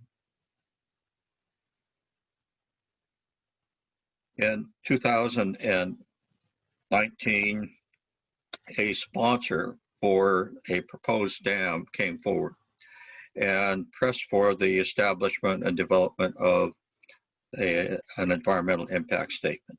So the proposed project involved was entitled the Chehalis River Basin Flood Damage Reduction Project. The applicant was the Chehalis River Basin Flood Control Zone District. The SEPA EIS had a comment period that ran from February to May of 2020. It represented two major areas of construction to try to reduce damage from flooding. Both of them in the upper Chehalis Basin watershed. It called for the construction of a levee around the airport to reduce damage from flooding, and construction of a dam, an expandable dam in the upper Chehalis Basin near the town of Pale. The Chehalis Basin EIS is only one small part of the entire strategy of the Chehalis Basin. The other parts deal with the aquatic species restoration, local scale flood damage reduction actions, and then large scale reduction actions. The circled area represents the area that's really covered by the flood protection EIS. The document, the EIS, was a massive document consisting of almost 2,000 pages and 21 parts. It took a huge commitment to try to produce that over a number of years, and there were only really a few days available for policy, technical, and legal review and comment. The comments that the EIS has received have been substantial, 7,700 of them, distributed amongst the tribal various organizations, agencies, businesses, general public, public transcripts, and a variety of form letters have been submitted. The EIS revealed that there are very substantial, significant adverse impacts in the flood retention facility and the temporary reservoir area. Those impacted fish and aquatic species, habitat, wildlife, water quality, wetlands, recreation, land use, air quality, and greenhouse gases. Notably, the EIS does not include mitigation or restoration actions specifically to compensate for those. So there were no specific mitigation actions or plans provided. And development and implementation of any mitigation actions was really left to part of further permitting processes. For restoration or habitat protection, some actions were assumed but not specified or evaluated. And then actions under the aquatic species restoration plan were not evaluated. The current status of the Chehalis strategy: the aquatic species restoration plan is still under development. The SEPA EIS for flood reduction the public comment period has closed. The final EIS is due in the spring of 2021. There's a parallel process that is nearing completion. I think tomorrow, the Federal Corps of Engineers is expected to issue its NEPA environmental impact statement. That will be followed by a 60-day comment period. Well, the Quinault interests in the Chehalis Basin strategy result from four major sources. It's reserved treaty rights to fish, hunt, and gather within the Chehalis Basin. It is a co-manager with the state of Washington for shared resources. It has cultural interests throughout the basin. It is a sovereign government with a long history of multi-generational knowledge and political and economic relationships with local, state, and national governments. Yet the Quinault Nation, despite the lengthy history of flooding and damage to aquatic species within the basin, was essentially excluded from that process until about 2018. And the Quinault Nation became substantively involved beginning in 2018. And the Quinault Nation through that process, consistently pressed for thorough science-based analysis of alternatives to meet the twin goals of the Chehalis Basin Strategy. In April, the Quinault Nation announced its opposition to the proposed dam, titled "Extinction is Not an Option." The Quinault comments on the proposal were 67 pages in length that were supported by multiple reports and scientific analyses. There were 10 major issues. First of all, the EIS and the proposed measures only deal with a small portion of the Chehalis Basin. The EIS fails to use the best available science. There are significant and unavoidable irreparable harm and adverse impacts to physical and ecological processes. There's a lack of mitigation measures. There's an incrementalist approach to the dam, that the dam is proposed as a small dam to begin with an expansion capability. But the problem with that kind of an approach is that once construction activity is started, it sets in motion a cascade of environmental impacts. There are deficiencies in the scientific analyses and the methods that were employed. There are failures to consider uncertainty in estuary and marine areas. The framing of the objectives and the criteria for proposed measures and the no action alternative really result in the lack of a detailed alternative that would be capable of meeting the goals and objectives that were set forth by the applicant, and the impact on treaty rights and the lack of respect for tribal co-management authorities that throughout the development of the EIS, information was not provided to the Quinault Nation despite its status as a co-manager with reserved treaty rights within the basin. As indicated before, one of the problems, the main problems, is that once construction starts, that it sets in motion a whole variety, a chain reaction of things. That the results indicate that there would be virtually a guarantee of local extinction of spring Chinook and the accelerated decline of coho, fall Chinook, and steelhead runs within the basin. Chehalis Basin spring Chinook are in particular trouble. The proposed dam is in one of the last remaining strongholds of spring Chinook within the basin, the upper Chehalis. The run size of the Chehalis Spring Run has exhibited a substantial declining trend since the early 2000s. The 2018 or 2019 spring Chinook spawning indicates that there are very few spring Chinook remaining in the area that is proposed for flooding, but most of the spawning grounds, spawning areas indicated by the red dots there, occur in the area now below that dam, but that area would also be affected by operation of the dam itself. Spring and fall Chinook, there are differences that are important to be aware of. They are genetically distinct. Their habitat requirements of holding, rearing, and migration differ. The timing of spawning and the distribution of the spawning escapements differ between the two species.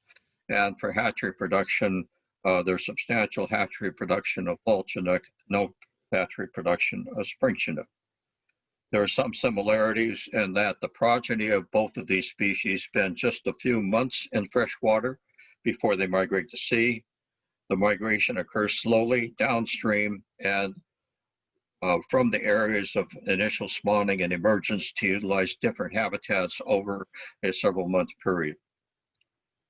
There are important biological characteristics that, from a scientific standpoint, we look at in terms of the persistence and the ability of those populations to remain resilient in the face of uncertainty. Those four characteristics are overall abundance, productivity, the genetic diversity, and spatial diversity of the populations. There's been a tenfold decrease in the amount of spring chinook spawning in the area of the proposed dam. So spring chinook spawning and production, it's predominantly a 4-year, the spawners are predominantly 4 years old. The 2018-19 escapements were affected by the 2007 flood. And again in 2019 with adult spring chinook fish kill. The broods that contributed to these escapements were also affected by the blob, the ocean heat, massive accumulation of extraordinary heat along the entire Pacific coast from 2014 to 16, and that heat wave returned in 2019. The oceans were much warmer, covered over 4 million square miles of hot water. The blob was over 300 feet deep, and it caused a massive disruption of the food web, resulting in poor survivals and species shifts. High stream temperatures were recorded during that period. In July, Governor Inslee issued his instructions to the Department of Ecology and the Washington Department of Fish and Wildlife. The main points in his letter were that recent work evaluating a proposed large-scale flood retention project has brought additional and significant questions of concern about impacts and alternatives.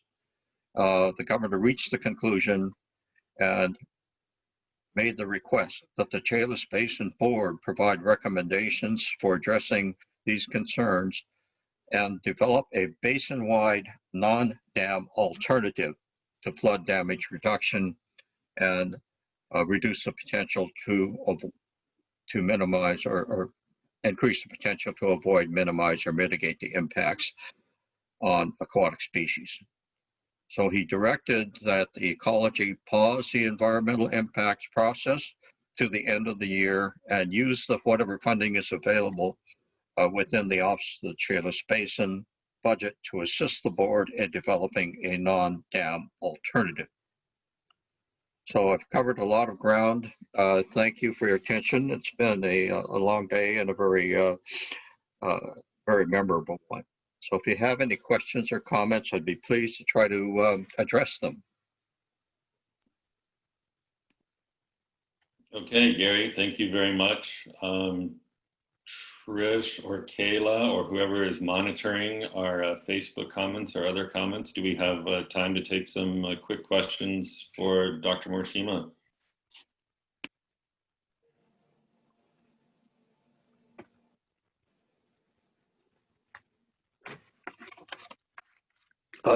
Gary, this is Steve Robinson.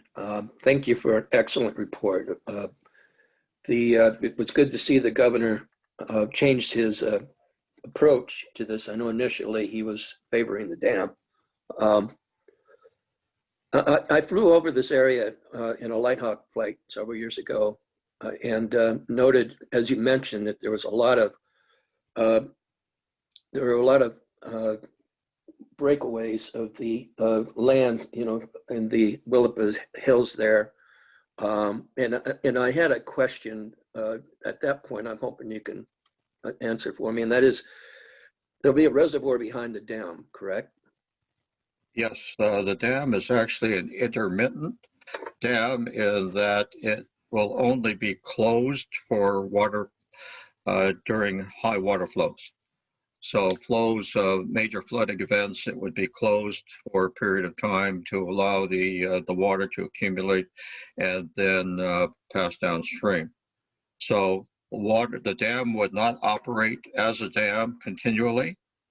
However, the area that would be occupied by the occasional flows would still be affected. Would see substantial amounts of slope failures within that area. The fish passage requirements and other things would also be affected. That answers my question. Thank you. Gary, this is Jim Weber. Quick question. Does the dam alternative continue to allow construction or development or additional impervious surfaces in the floodplain? The dam proposal itself would not. One of the things about the proposal is that there are some actions that the local governmental agencies have within their jurisdiction. Lewis County, the cities, and those sorts of things all have their own development processes. We have heard that there are entities that are interested in taking advantage of development opportunities and moving into further into the floodplain area if the flood risk is reduced. So the potential is certainly there. One of the things that we have been looking at from the Quinault standpoint is really an alternative. It's called the local action alternative in the EIS itself, but there aren't any specifics there.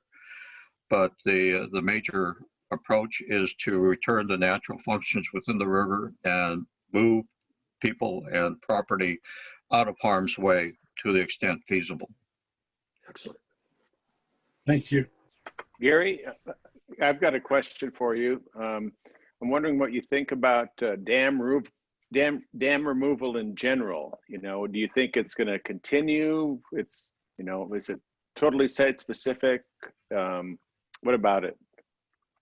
Well, you know, certainly that here in the Northwest and actually elsewhere throughout the world, there have been major efforts that have been undertaken to try to undo the environmental deterioration and damage that has really been associated with construction of dams. So we've seen a number of dams come down. There are efforts that are underway to remove even more. We've heard some of them this evening. So I think that the efforts are certainly there, and the interest is there, recognizing that the rivers and nature are sometimes difficult to make bend to our will, that there are changes that occur as a result of construction and construction of dams and alteration of the ecological processes. They affect lots of things in terms of the food webs, they affect temperatures, they affect sedimentation.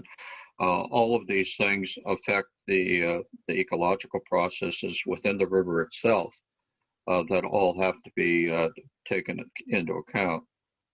Worldwide, the evidence is clearly that the most cost-effective way of addressing or remediating some of the damage that's been caused by associated with the dams is to return the natural processes to the river systems. And that turns out to be the most effective, cost-effective way of actually reducing damage, flood damage to property, and reduce the risk to lives as well as infrastructure. Do you see the possibility of rebuilding the stocks of the salmon species in the river system if the dam is not constructed and the alternative plan is followed? Well, certainly the construction activity that's proposed, as it's been proposed, would set in motion a further acceleration of the decline of some of these species.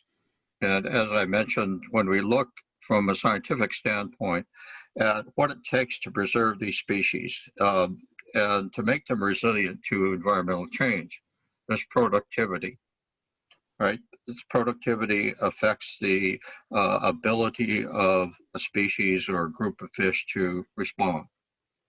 There are also things that are relating to diversity, both spatial and genetic, that the different populations of salmon within the basin are adapted to specific environmental conditions.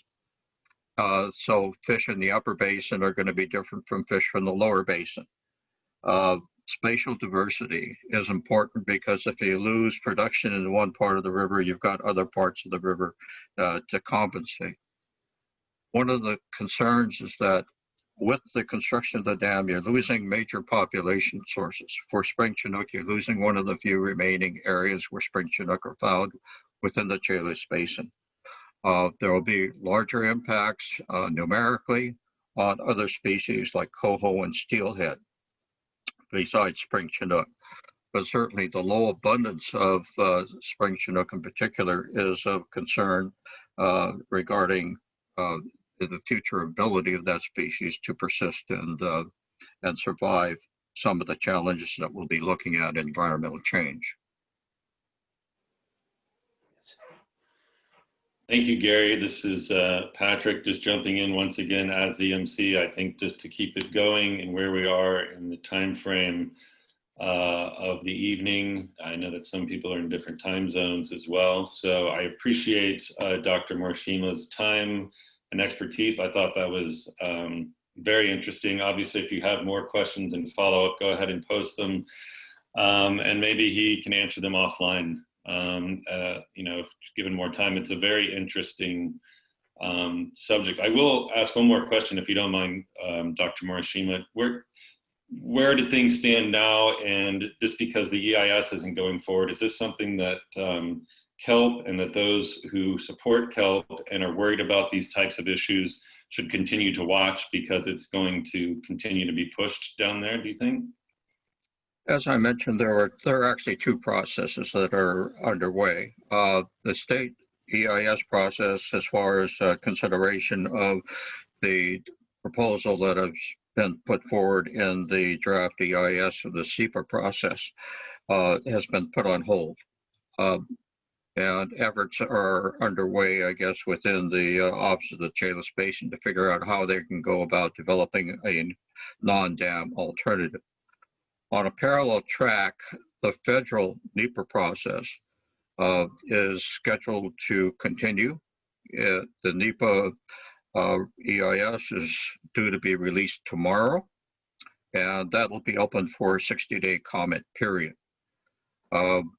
That proposal is again in response to the flood control district's proposal for a dam and construction of a levee.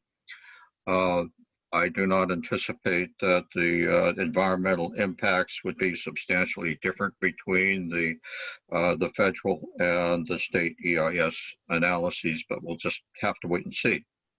Great. Thank you very much for that clarification, but it's important to keep in mind that these are the kind of fights that KELP is involved in and KELP is following, and we need your support in order to keep going, because the folks that are proponents for these types of projects are also working nonstop, and they have a lot more political sway than the people who are trying to oppose them, and they're much better funded. So we need your help. So if we're getting close to the end here, we want to push for that $5,000 so we can get that match and really leave this on a high note. So thank you very much, Dr. Morishima. I appreciate your time and that very interesting presentation.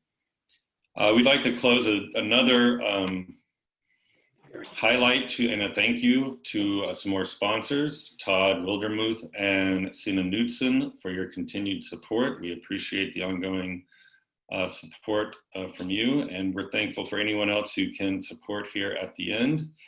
We're also eternally thankful for the ongoing support from the Columbia Institute for Water Policy, and from John and Rachel Osborne. If you guys would like to speak, John and or Rachel, you have a moment now if you'd like to say something before we conclude.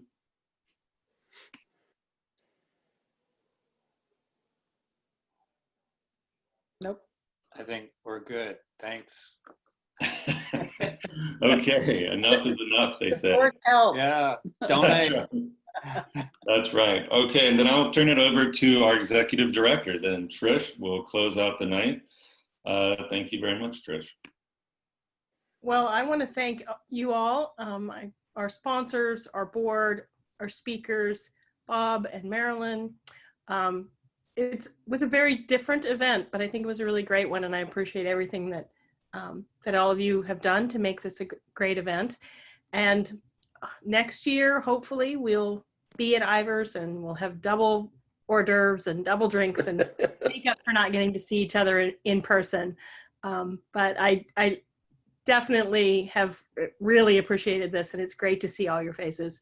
And, you know, KELP has finished 25 years as an organization, and we look forward to the next 25. Not sure I'll be around for that whole time, but but I've been around for almost 6, and hopefully for many more years in the future. Thank you, Trish. Do we have a donation update to end on? We are still a little short. We need about $500 more. Hopefully we'll be able to pick that up before the end of the evening. Thank you, everybody. Well, thank you very much, Trish, for your words. Thank you all who joined us this evening. It was something, as Trish said, hopefully it's nothing we have to repeat ever again, but I think this shows the creativity and adaptability and the determination of KELP that we are going to just keep going no matter what the circumstances. So please, if there's still people out there on Facebook who haven't donated yet, please do so. I'm very indebted to this organization, and I'm very passionate about the work they do. And I would just like to once again congratulate Professor Anderson on winning the Ralph Johnson Water Hero Award. And thank you all for participating in creating the video montages and the time you took to submit comments and videos for Professor Anderson. And I would also like to thank our tireless social media coordinator, Kayla, who has worked to pull this off somehow, which I find sort of magical. So thank you very much for pulling this all together. We appreciate all your time and help. And if there's anything else, I'm going to turn it over to Trish and she can close us out. So thank you all very much. Thank you. Thank you all. And the last thing I was going to do was what Patrick did. Thank you, Kayla, so much for pulling this together. I don't know that this would have happened without you. And, you know, I think the one thing I look at my time with KELP is I have an amazing board and amazing staff. And you guys somehow figure out how to make things happen. And so I really appreciate everything. And I hope everybody enjoys, hopefully, a not very smoky evening tonight. I'm so glad you all spent some time with us.